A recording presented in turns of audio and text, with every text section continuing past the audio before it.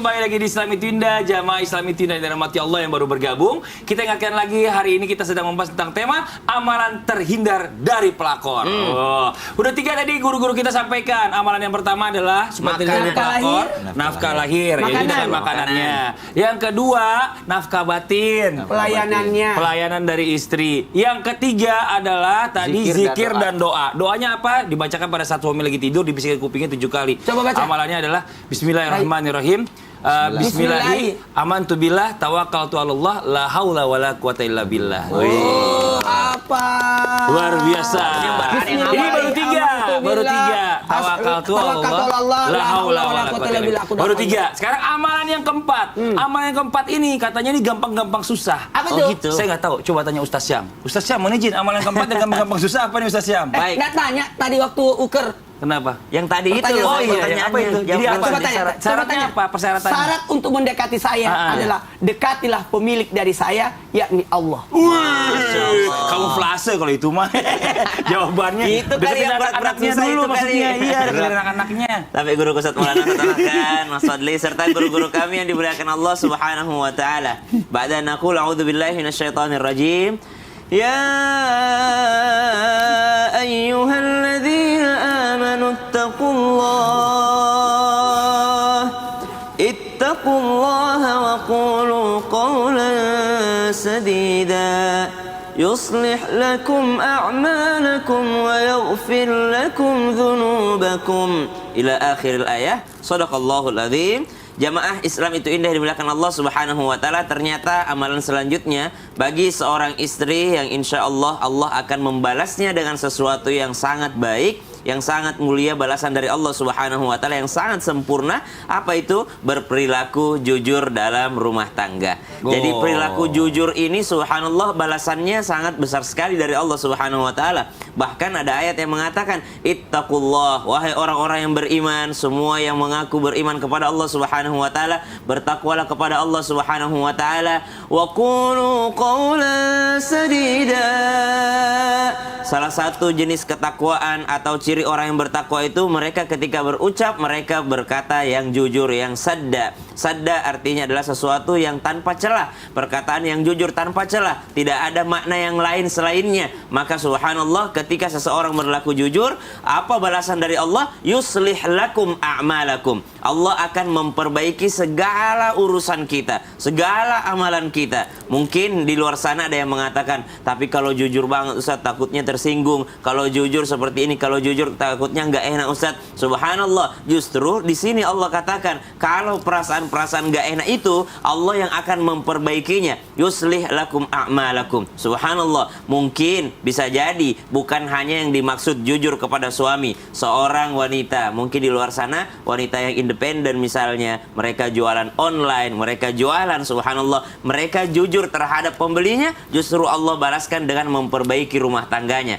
Mereka jujur terhadap anak-anaknya, justru Allah perbaiki dengan Allah menjagakan suaminya baginya. Mereka jujur kepada Allah Subhanahu wa taala, justru Allah balaskan dengan kebaikan dalam rumah tangganya. Jadi jujur itu banyak, bukan hanya jujur kepada orang lain, jujur kepada diri sendiri. Ada berat hati rasanya kalau tidak melakukan amalan-amalan. Jujur kepada Allah Subhanahu wa taala dengan cara taubatan nasuha, jujur kepada pasangan. Inilah sesuatu yang sangat penting di dalam rumah tangga kita.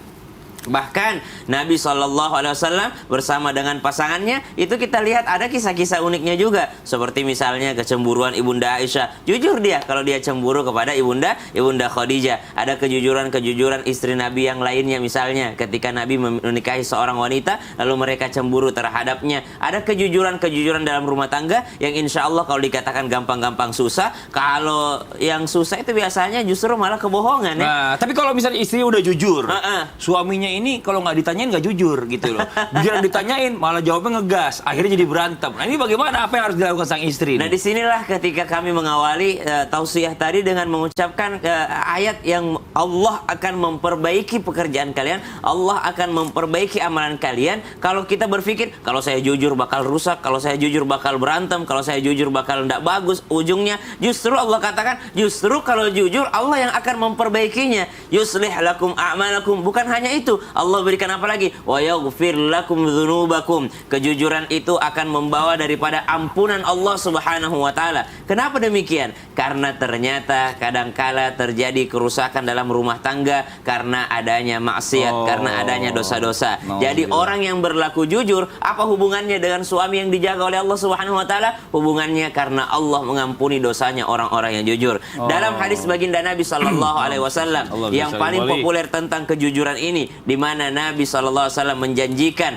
orang yang berlaku jujur maka akan dituntun dalam kebaikan, dan kebaikan itu akan menuntun seseorang ke dalam jannahnya Allah Subhanahu wa taala. Bukankah tujuan kita semua memiliki baiti jannati, rumahku adalah surgaku? Ternyata surga itu bukan hanya nanti di akhirat kelak. Ada surga di dalam rumah kita, ada surga di dunia ini, sehingga disebut rumahku surgaku. Apa yang membuat itu akan menjadi surga? Kalau ada perilaku jujur di dalamnya. Tadi Ustaz Maulana bisikin saya. Kenapa? Lebih baik minta maaf daripada minta izin. Oh, ternyata bisik-bisiknya itu. Iya, tadi dia bisik. Tuh denger kan? Bukan kata-kata saya loh. Ya itu kata Ustaz Maulana. Iya. Jadi jujurnya belakangan. Kan jujur itu pada tempatnya. Jujur itu kadang-kadang harus menempatkan kejujuran pada tempatnya. Tidak boleh membocorkan rahasia negara, rahasia rumah tangga. Tadi saya bocorin nggak? Enggak kan? Kan Bapak yang minta. Ya, kita lanjut lagi. Amalan yang berikutnya. Tadi amalan yang keempat ada berlaku jujur. Nah, amalan yang kelima ini, ya ini Masya Allah luar biasa. Supaya terhindar dari yang namanya pelakor, katanya berkaitan dengan yang namanya sifat yang harus dimiliki oleh seorang istri pada suaminya. Nah, pertanyaannya, sifat apakah itu? Mau tahu. Ustadz Maulana silakan. Loh, kenapa begitu? Gendong. Ya? Kok gendong? Ini ngambek, manja atau apa ini? Maka amalan yang kelima, bagaimana supaya terhindar dari pelakor? Maka wanita-wanita harus mengamalkan amalan yang kelima ini. Selain nafkah lahir, batin, doa, kemudian yang keempat jujur, maka yang kelima adalah amalan bermanja-manja. Suami itu suka kalau istrinya bermanja-manja. Kenapa? Ketika wanita itu bermanja-manja di hadapan suami, maka lelaki, dalam hal ini laki-laki, merasa dibutuhkan, merasa mohon maaf ya, nafkahnya itu disyukuri, pemberiannya dimuliakan. Ketika wanita itu bermanja, makasih banyak kak, udah dikasih makasih, itu laki-laki itu merasa wah, akan kucarikan lagi tambahan. Ketika wanita itu selalu berpegangan sama suami, merasa aman ketika suami datang, itu tuh luar biasa. Ketika suami datang, dia datang, papa. Begitu. Begitu ya. Waktu itu Minora kalau Ustadz pulang gitu dari Jakarta atau ke Makassar. Gimana? Kakak. Mantap. Iya. Kakak, berarti dia bermanja-manja. Ustadz Maulana, berarti lagi marah dia. Dari mana baru datang? Katanya pesawat jam 10 harusnya tiba di sini. Kenapa baru datang? Ustadz Haji Muhammad Nur Maulana. Nama lengkap berarti ngambek. Jamaah. Jadi bermanja-manja itu adalah aktivitas yang luar biasa. Maka lelaki, dalam hal ini suami, merasa bangga, merasa dibutuhkan, merasa disyukuri atas pemberiannya. Ketika wanita itu bermanja-manja, maka suami yang baik, peganglah istri ketika berjalan, apalagi di mall. Oh, kenapa begitu? Supaya tidak belanja. Maka, mohon izin, ketika ada orang naik motor, ketahuan itu. Gimana? Kalau lingkaran penuh, peluk, biasanya itu orang pacaran. Nauzubillah. Kalau setengah lingkaran, berarti suami istri. Kalau motornya dipegang, berarti bapaknya yang bonceng. Kalau helmnya dipegang, berarti tukang ojek. Yang kedua, usahakan sentuhlah berpegangan. Ketika tidur, usahakan istri memegang tangan suami. Iya. Atau mohon maaf ini contoh. Suami lagi duduk, sebaiknya istri bersandar di pundak suami. Itu bentuk bermanja-manja luar biasa. Gak enak praktekan. Tapi kalau suaminya risihan gimana? Suaminya risihan, istrinya lagi nempel gini. Ih ngapain sih lebay banget sih? Jangan gitu kenapa sih? Nanti terbiasa. Oh, enggak harus gitu ya. Awal-awal tidak terbiasa. Kayak Iya, nonton iya, di iya. bioskop Iya, atau iya, di pesawat. Saya tuh kalau duduk di pesawat kan lihat orang suami istri dia luar biasa. Terpaksa saya ambil selalu yang Jendela. F atau A. Oh, deket Pakai jendela. supaya nyendernya. Oh, ke jendela.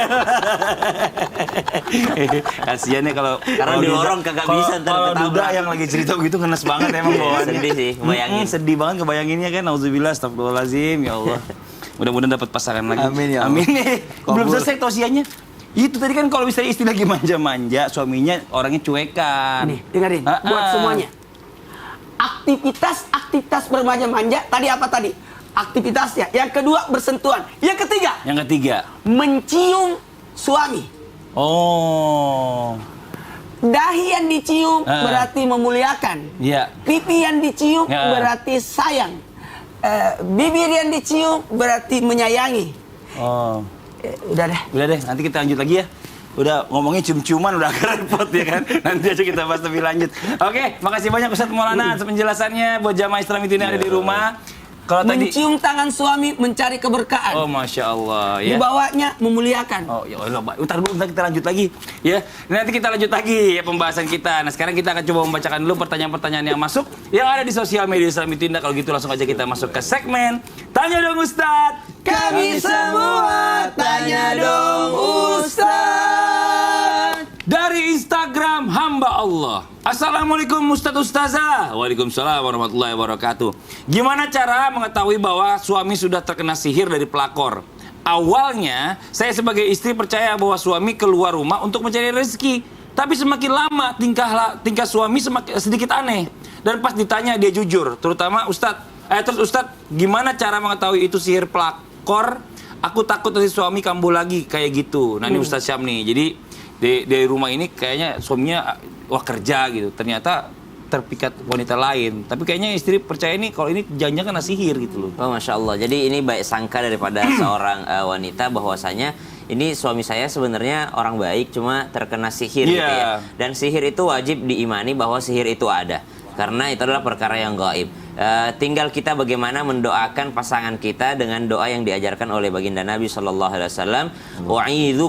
Wa'idzuka bikalimatillahi tammah min kulli syaitani wahammah wa min kulli ainil lammah. Aku memohon kepada Allah perlindungan untukmu ya, untukmu dari segala jenis kejahatan yang ada di luar sana. Dan membaca surah-surah ruqyah syar'iyyah. Jadi mau kita identifikasi sihir atau enggak, anggap aja itu adalah gangguan dari luar. Jadi ruqyah syariah itu belum tentu juga sihir, juga tetap bagus untuk dibaca. Yang terpenting adalah surah Al-Fatihah, kemudian ada ayatul kursi dalamnya, dan surah-surah 3 kul yang terakhir dalam Al-Quran. Masya Allah. Terima kasih banyak Ustadz Syam. Kita masuk ke pertanyaan yang berikutnya. Masih dari Instagram hamba Allah. Assalamualaikum Ustadz. Waalaikumsalam warahmatullahi wabarakatuh. Saya sadar, saya salah katanya. Ini laki-laki nih kayaknya nih. Saya sempat tergoda dengan pelakor. Dan saya ingin banget lepas dari pelakor itu. Tapi kenapa susah banget ya? Takut nanti suatu hari bakal jadi bumerang untuk aku dan keluarga aku. Adakah cara agar bisa terlepas dari pelakor? Saya ingin mempertahankan rumah tangga dan gak mau bikin istri setelah keluarga besar kecewa. Dan bagaimana cara tobat dan minta maaf sama istri? Nah ini orang yang sudah mengakui kesalahannya sebenarnya. Pengen lepas tapi susah nih. Karena pelakornya nyantel terus mungkin. Mohon izin penjelasannya nih. Ustaz Ahmad Khan. Bismillahirrahmanirrahim.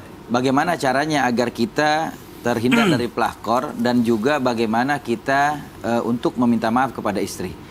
Dijelaskan di dalam kitab salaf bahwasanya di antara sesuatu yang harus kita lakukan saat kita ingin bertaubat kepada Allah Subhanahu wa taala, maka perlu kita ketahui bahwasanya taubat itu terdiri daripada 4 syarat. Apa saja 4 syarat ini? Yang pertama adalah an-nadam, menyesali perbuatan dosa yang dilakukan. Dan biasanya orang yang menyesal atas dosa yang dilakukan, dia akan meneteskan air mata atas dosa yang dia telah lakukan. Di dalam satu hadis baginda Rasul Nabi Muhammad SAW, beliau bersabda, al-buka minanadamah. Sesungguhnya menangis itu termasuk bagian daripada penyesalan. Maka menangislah. Teteskan air mata kita atas perbuatan dosa yang kita lakukan karena telah melakukan sesuatu yaitu khianat terhadap pasangan kita. Lalu kemudian yang kedua, al-azmu an la yaudah, berjanji untuk tidak kembali kepada dosa tersebut walaupun hanya sebentar saja. Jangan pernah kasih ruang dan celah ataupun kasih satu peluang untuk orang di luar pasangan kita yang memanfaatkan keadaan kita untuk kita bermaksiat dengan mereka. Na'udzubillah min dzalik. Maka tinggalkan itu semua. Yang ketiga, al-igla anidambi, meninggalkan perbuatan dosa itu untuk selamanya. Maka jangan ada lagi nomor handphonenya, jangan balas lagi WhatsApp-nya. Kalau perlu kita blokir nomornya. Jangan kasih celah sedikit pun. Tinggalkan perbuatan dosa tersebut. Lalu kemudian yang keempat, apabila dosa ini berkaitan dengan hak manusia, maka harus meminta maaf dan ridhonya. Bagaimana cara meminta maaf kepada istri? Sesungguhnya seorang istri itu tidak membutuhkan ucapan-ucapan mohon maaf dari pasangannya yang telah berkhianat, tetapi pasangan kita, istri kita biasanya lebih menginginkan bukti dari ucapan yang kita katakan. Nggak cuman minta maaf tapi besok diulangin lagi. Nggak cuman minta maaf tapi besok dilakukan lagi. Tapi buktikan kepada pasangan kita bahwa kita betul-betul menyesali perbuatan dosa, khianat yang sudah kita lakukan. Lalu kemudian buktikan di dalam kehidupan sehari-hari kita berucap jujur, berperilaku jujur, tidak ada sesuatu yang dirahasiakan, tidak ada sesuatu yang ditutup-tutupi, dan jangan berikan celah kepada orang-orang di luar hubungan rumah tangga kita untuk masuk mengganggu rumah tangga kita. Maka ini yang paling penting. Kenapa? Karena ketika sudah dibuktikan kepada pasangan kita, maka insya Allah istri akan bisa menerima bagaimana maaf kita, dan dia akan memberikan kemudahan dan juga akan membantu kita untuk bisa berlaku sebaik mungkin menjadi pasangan hidup. Maka ini yang kita harus lakukan. Kalau sudah kita lakukan, tinggal perbanyak istighfar, mohon ampun kepada Allah Subhanahu wa taala, karena sungguhnya la saghirata ma'al israr wala kabirata ma'al istighfar. Tidak ada dosa yang mana kalau dikerjakan terus-menerus dia dosa kecil, maka dia akan menjadi dosa besar, dan tidak ada dosa besar kalau dikerjakan terus-menerus. Dia akan menjadi kecil kalau dia banyak istighfar, mohon ampun kepada Allah Subhanahu wa taala. Dan yang terpenting, niat yang baik dari dalam hati untuk merubah diri, karena sungguhnya waladina jahadu fina lanahdiyanahum subulana. Siapa orang yang betul-betul bersungguh-sungguh untuk merubah dirinya menjadi lebih baik di dalam rumah tangga, maka Allah akan berikan kemudahan untuk dia merubah dirinya. Yang paling penting adalah dari diri kita. Kalau kita nggak mulai sungguh-sungguh untuk merubah diri kita, maka kita nggak akan bisa merubahnya menjadi lebih baik. Wallahu a'lam bishawab. Jadi benar-benar ditinggalin semua, Betul. bahkan ditutup segala aksesnya supaya nggak bisa ketemu lagi. Ya kan? Ini Masya Allah luar biasa. Terima kasih banyak Ustaz Ahmad Khan. Nah tadi kita udah belajar 5 amalan. 5 amalan. Nih. Amalan yang keenam nih, Yang apa keenam. nih ya? Nafkah lahir, nafkah batin. Kemudian yang ketiga adalah Zikir dan doa. zikir doa. Yang keempat Jujur. adalah jujur. Yang kelima adalah Manja-manja. Yang keenam adalah Yang keenam adalah. setelah yang satu ini. Oh, kirain sekarang. Yang di rumah jangan kemana-mana, tetap di Islam itu indah. Jamaah, oh jamaah. Alhamdulillah. Alhamdulillah. Mau tahu aja atau mau tahu banget? Mau tahu banget. Baik, di rumah juga.